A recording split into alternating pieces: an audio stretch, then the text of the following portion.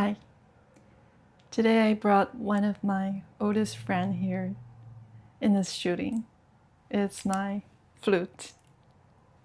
I remember when I was in high school, other than my study, I almost spent all of my available time to this friend. One of the experiences that impressed me the most was the days I spent in symphony orchestra. I still remember the first time that when I actually sitting inside of the orchestra, and when everybody starts playing, that vibration you physically feel give me goosebumps. It is as though you are in a huge frequency machine, and all those instruments plays a part of it. I was a very ambitious player back then, and I've always been working on striving for excellence in my performance and practice. I practice for compete. I practice for being on the stage. I practice for holding that principal seat in the orchestra so I could have more exposure. I could have my own solo part. But I guess the experience playing in the orchestra taught me something that I cannot understand by my mind yet, but my heart already knew, which is you are part of something way more magnificent than you. And you cannot own or control that marvelous piece just by yourself. You do your part the best you can, but at the same time, you don't own that piece.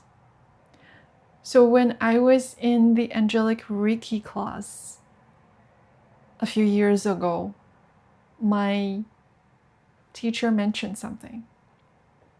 My mind was still struggling understanding it, but deep inside I felt I already knew it, and I already believing in it. She asked us, what is master? What is being a master? And then she said, being master first means self-mastery. Then what is self-mastery? It is each of your action no longer generated from action and reaction. It starts within. It starts with your inner guidance and your intuition. So after I was back, this question arose in my mind. What is a society or an organization with a bunch of people who already achieved self-mastery? What that world is going to be? I didn't know why I was so intrigued into this direction, but I just kept wondering. And then I started to hold a decentralized events that there is no people who's leading the events, and everybody could come and just share and express what's authentic to you at that moment. You don't have to be fluent. You don't have to be understood. You don't even have to use language. You can use whatever that you feel could express yourself the most at that moment. My guidance is that no matter what status that people is at that moment, if they could just allow that free and true and authentic expression to flow out, it will reach a moment that their intelligence started ceasing and their intuition started to take lead. As long as the field is unconditional and safe, and they feel secure enough. I didn't know whether it would work back then, but now, I think 6 sessions passed by. I was amazed by each time how everybody's inner wisdom started to shine. The resonance could just invoke more resonance, and how precise the resonance can create among the group. And you'll find people would naturally find their counterparts. Well, for the lack of better saying, because you'll find a people who, for example, is in confusion or is struggling with something, would happen to be intrigued or inspired by another person who happened to live in a way that the way they exist can be an answer or can be a leading inspiration for the other one. So it leads me back to that question: what organization it would be when everybody is achieved self-mastery. It is recently when I started to practice my flute more frequently that memory in the orchestra started to kicking in. And I suddenly realized that that might be why I'm so interested in an organization instead of, for example, awakening person or awakening individual, because I kind of already experienced this initial model in an orchestra. An orchestra can be as large as a size of almost 100 people. Each of us are playing our individual part. So when we got the music sheet, we got our own. You could only see your own music sheet.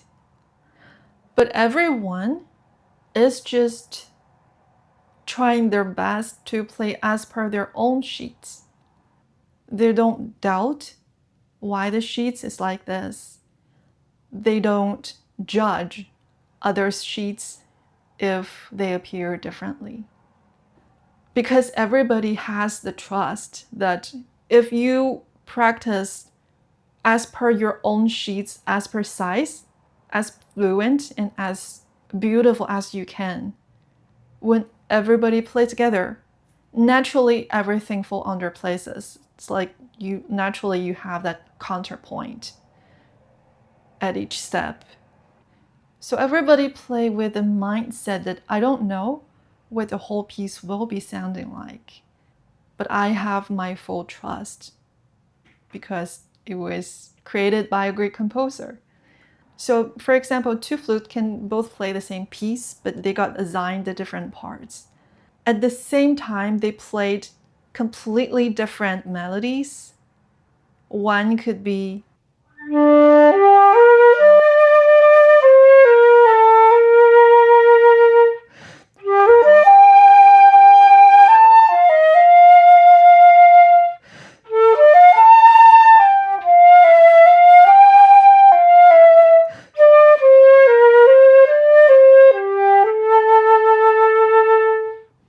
and the other part could just be like this.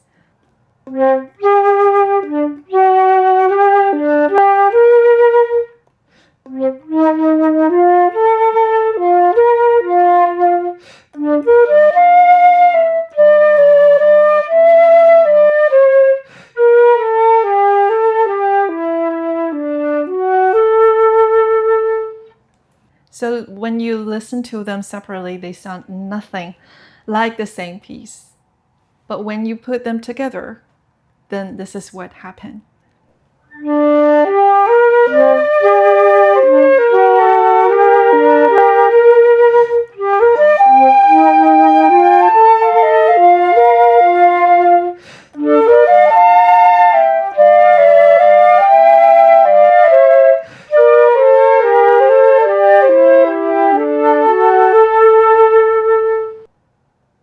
In a symphony, not everybody is playing the same part. Sometimes you are the leading theme melody, sometimes you are support. So every part serves different function, but every part works perfectly well together.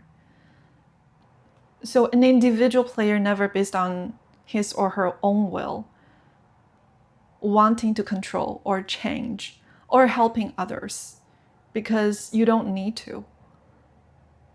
If you stay authentic to your own sheets, you will be designed to carry different functions along the way. Sometimes you are the leading part, sometimes you are the supporting, sometimes you are accompanying. So by just being yourself, you are supporting everything and you are holding the whole piece as a part. So across the whole orchestra, you only see diversity. Everyone is equally important because everyone has their unique function and position that serves the whole piece. There will be someone called principal. That's the first chair of each instrument part. They have more exposure, for sure, because each of them will have solo part from time to time. But even that is to serve the whole piece. It doesn't mean that the melody they're playing is more important and more beautiful than others. Everyone is needed. Every part is needed. And there is a special role in the orchestra. It's the conductor. That role has an access that the individual player doesn't have. And he has the music score that indicates every part's melody. So he would be the one who's organizing rehearsals, telling people you're not playing as per your part if that people is wrong, and kind of help everybody to proceed in a more harmonious way. For a lot of person, that role has the biggest power in the group because he has the right to direct, to supervise, and he knows everybody's sheets. So he has to stay as loyal and as authentic to the sheets of everybody's instead of putting his own personal will into the melody and leading the music to wherever he wants. And if someone doesn't play as per their own sheet, you don't stop your own melody to help others, because that player will hear noise by themselves, and that noise will create a alert. And if that alert is not obvious enough, conductor will intervene. But he or she will intervene by that person's sheets, not by his or her will. And of course, each of us, aside of rehearsal, will follow our own teacher year after year to sharpen our skills. And what a teacher's role in this scenario. The teacher first doesn't need the student to follow his own sheets that he got from his orchestra, nor does he judge or wanting to change the student's sheet. What he does is to facilitate this person to have enough capability to read his own note and to play as fluent and as beautiful as per the sheet. So when the group as an orchestra plays together, the individual player has dual responsibilities. The player read the part's own note and play accordingly. At the same time, the player is listening to the response, the simultaneous happening of the whole. So they know what position they are at, and they can enjoy the magnificent beauty of the whole piece. So when you're playing like this, you are action as an individual, but at the same time, you sense and you listen and you respond to the whole, and you know that you are serving and you are participating a way more magnificent and beautiful, wonderful piece than your own part. And you are got carried with everyone together in that flow. I hope this analogy, this model can provide some inspiration if you are intrigued by the same question. Of course, in our life scenario, we know that the composer, the conductor, all the players ultimately are one. So we compose and we experience as different roles and playing different parts. And we sophisticatedly designed all those counterpoints when different parts meet each other. I hope you enjoy this video and the company of my old friend. See you soon.